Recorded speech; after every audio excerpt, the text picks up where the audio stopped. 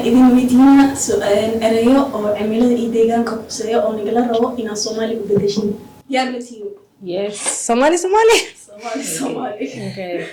renewable energy tamarta la cusboonaysiin karo. NDC qorshaha dhimista diqowga hawada دقو yani wasaqow